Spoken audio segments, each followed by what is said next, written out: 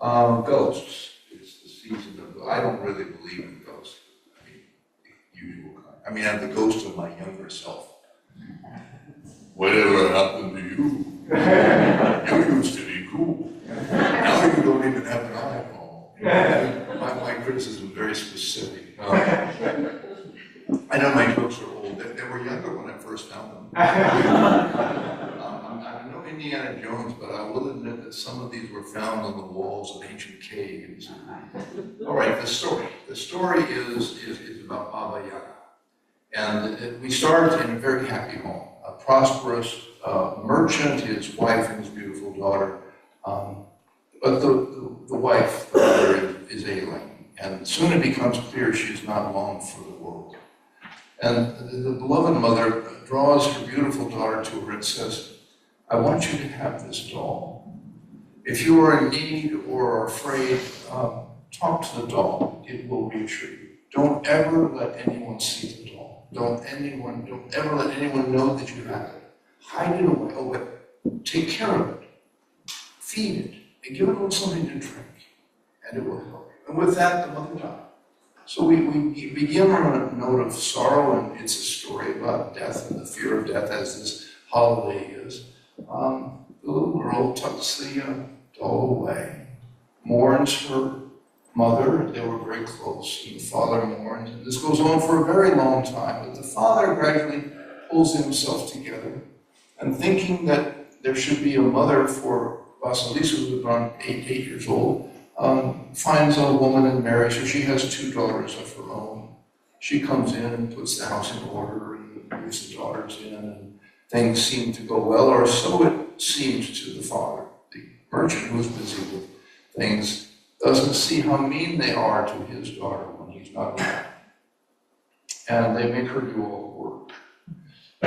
And if it gets too much of a burden, she reaches down into the pocket of her apron where she has hidden that little doll.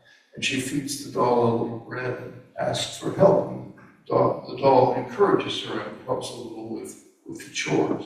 Now, this is an old Russian folktale, but the doll, that's actually from Ukrainian tradition, the way that things get woven together in stories. There's a long tradition of a talismanic doll that is supposed to protect and give good fortune. So that's in this story. The name Vasilisa means royal or regal. Since we're in the symbolism here, this is our inner nobility that's being invoked in a story like this. And beautiful, we're supposed to identify with the protagonist. So the story is telling us we are beautiful. We are all beautiful, which causes trouble because those who might not see the beauty in themselves might envy it in you. So the father remarries and things seem to go okay for a while.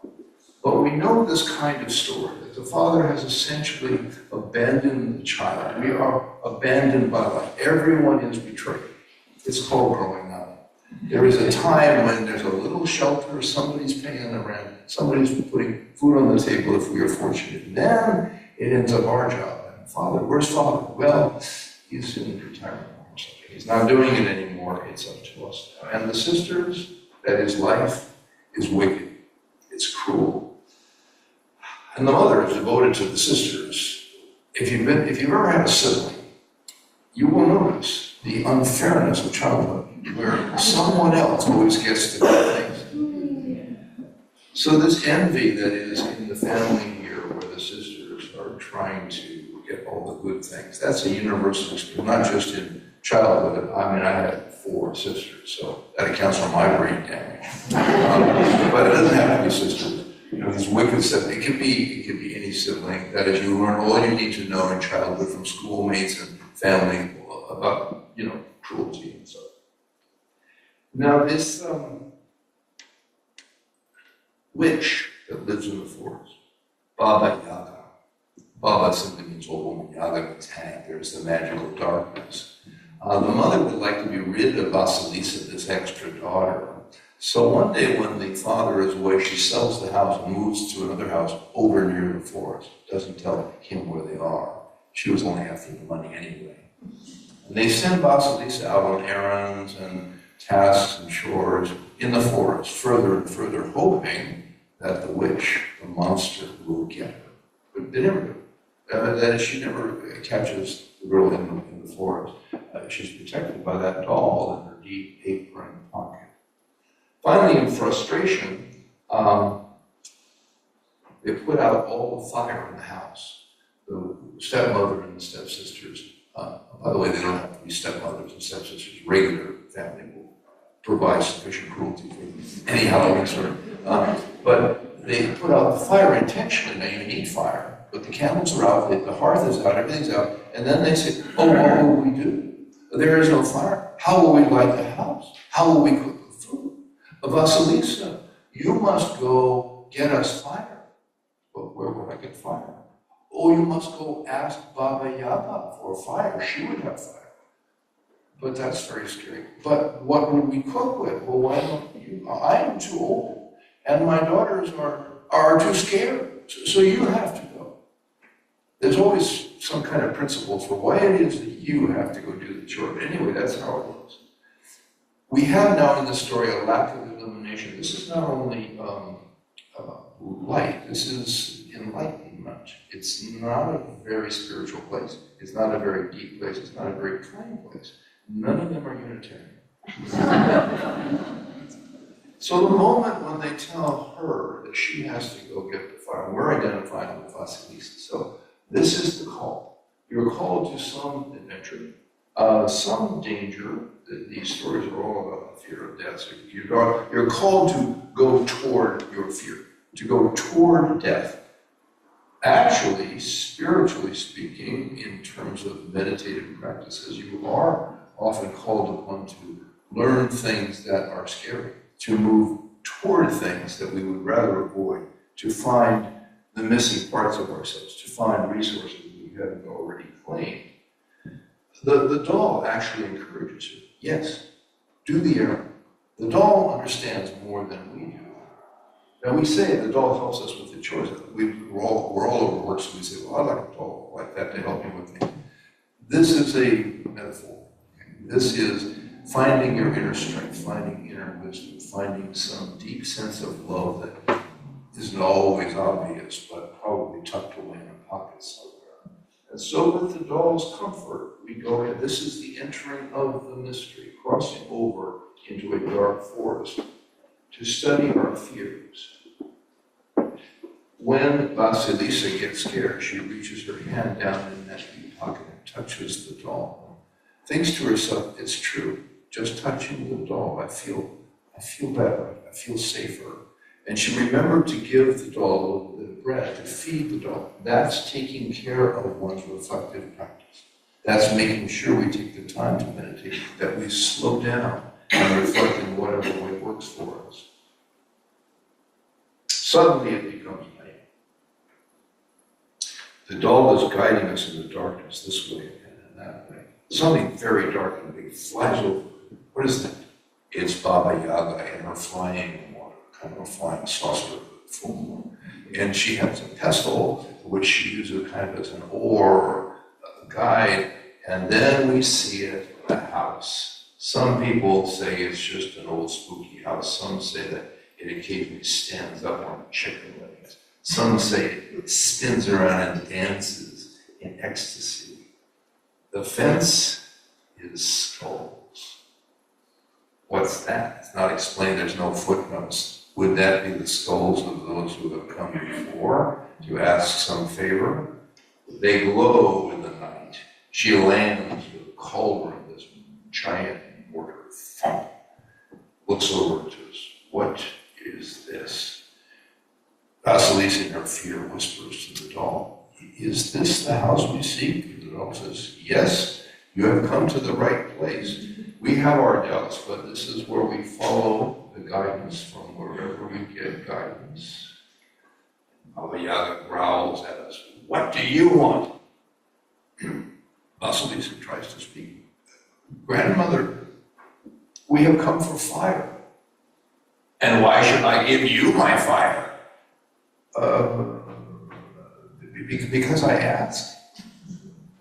Fortunately for you, that is the correct answer. I do like to play the witch. That is by far the best. Get me growl a lot. Why are we pondering a horror story? Why do we need Halloween? So we can have a lot of candy in the house.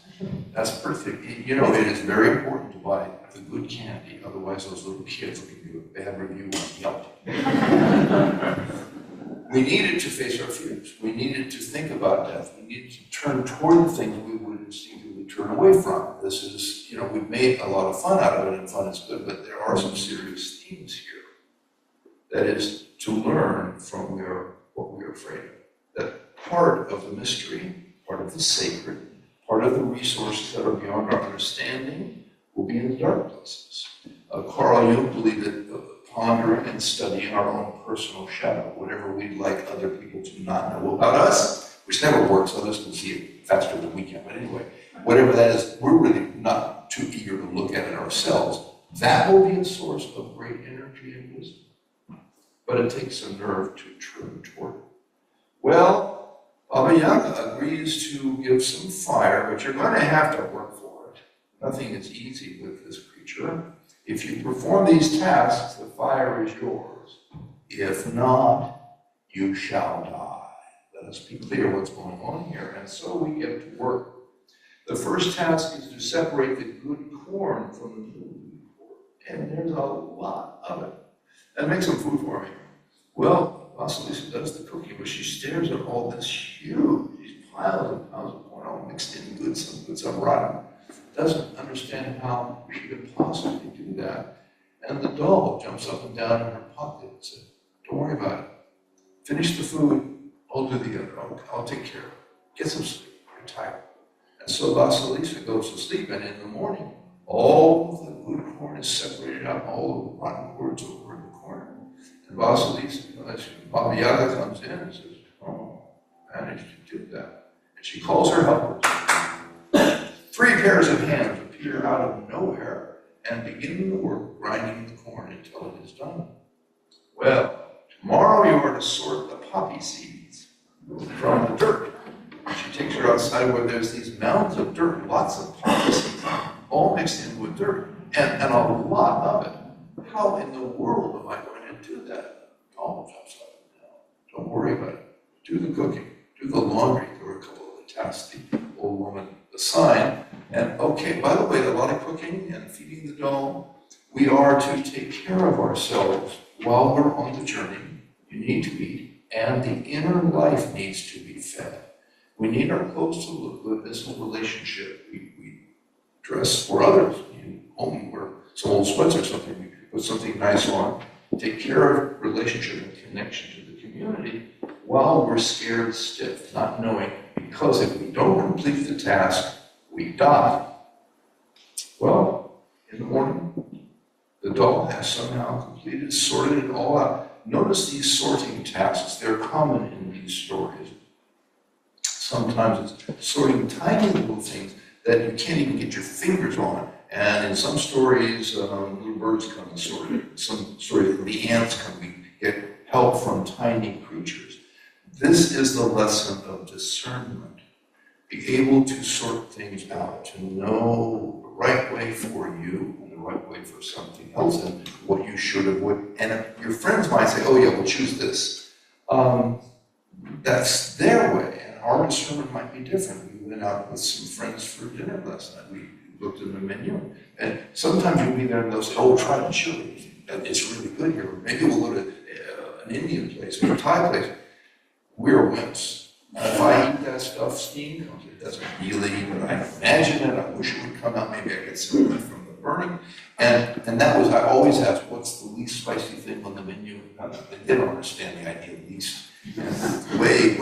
Okay. So what is really wonderful for somebody else isn't going to be right for us. We need to learn that, fortunately. If you get old enough, Peter, you finally learn which is not to work. This is really helpful for the digestion. No, and by the way, you just gave me a few more years of middle age. I really appreciate it. So she starts to ask, how did you do this? Which is quite mystified, all those skulls, nobody else had ever been able to complete these tasks. And Vasilisa, who is an earnest person, likes to tell the truth, is tempted to tell her about the doll, but she knows she's not to tell anyone about that doll. That is bad. Some parts of your inner life are very, very personal. They're not to be shared. Sometimes in our enthusiasm, we say a little too much. And that's a very fragile thing. It doesn't necessarily help the journey.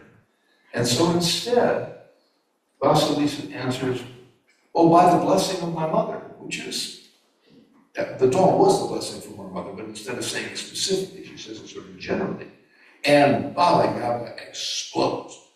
No blessings! I will have no blessed children in my house anywhere near you. You have to leave. You're out. Go.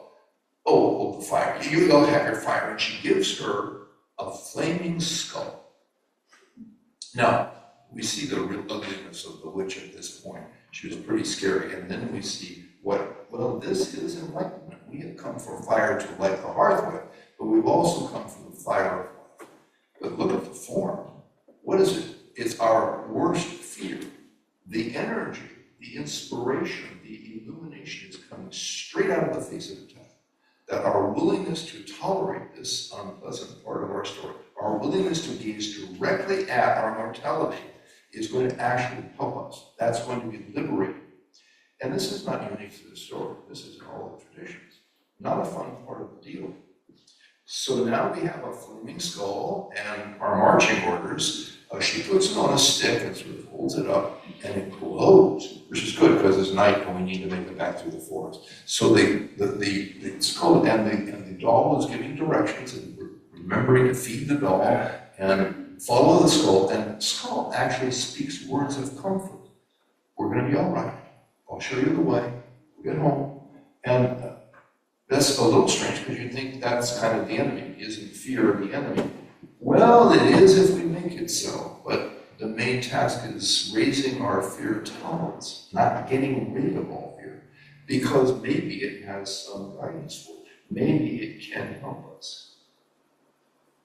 Well, we get home. And you know, the family, that is mother and the two stepsisters, didn't expect us to come back. They saw some glow in the forest, but they didn't think it was Vasilisa. Surely she's dead by now. She'd been away a while. And when she finally arrives with flame, I mean, it's a flaming skull, they say, oh, you've got fire. We have been unable to light any candle or start the hearth. If we got fire, it would go out on the threshold. They had cursed themselves. And she has this fire. But that skull, whatever she had intended to do with that skull, it has its own ideas. And it stares at the wicked mother, and it stares at the wicked sisters, until they turn to ash. Now these gnarly, dark, spooky fairy tales don't end too well. We can see that's kind of a revenge fantasy, so let me redeem that before we go any further. I'm taking it psychological. I think that's burning away our worst anxieties, burning away some of the worst of our guilt, some of our self-criticism. We need some help with that. And now we have our life back. With the help of the doll, Vasilisa gradually learned to spin and make fine cloth and grew very prosperous. And that is the end of our story.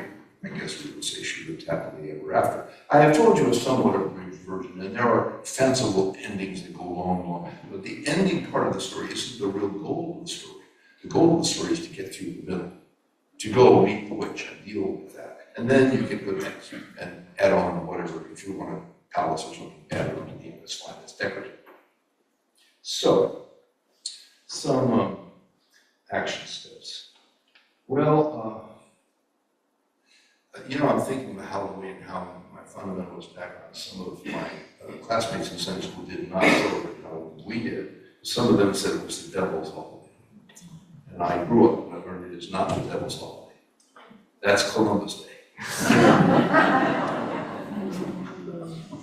Action steps. Well, the story is telling us to study shadow stories, the ones you heard in childhood. Take a close look at whatever scared you. There are treasures to be found. If there are movies that really scare you, and there's a lot of scary movies, but you kind of laugh at them. And now and then one comes out and it's like, oh, you know, who told me to see this? Again, a friend probably had a pretty good time, but it was a little too close to home for some reason. Ponder that. Why did that creep me out so much? Is there something about my stance with myself, my stance with the mysteries of life that needs a little work? Oh, the skull, the thing we fear, it's the presence of death. But it's helpful in the story. It could be a form of enlightenment. So whatever scares us in general could be a resource if we're able to. Even Baba Yaga move toward age with respect. It can scare us, but it has some gifts. Oh, and remember to feed the dog. Take care of those reflective practices, the still small voice. Whatever is hidden away that could help us, whatever you have learned along the way, it takes a little commitment. It takes time to read whatever devotional material works for you at this point in the story. Do whatever meditative, go to the Sangha, do what is available, and be discerning. Your best friend will say, this is the greatest, and you look at it and say, man, not for me. But have faith. There will be things that work for you, and do them. Feed the dog on a regular basis. Namaste. Blessed be. And so it goes.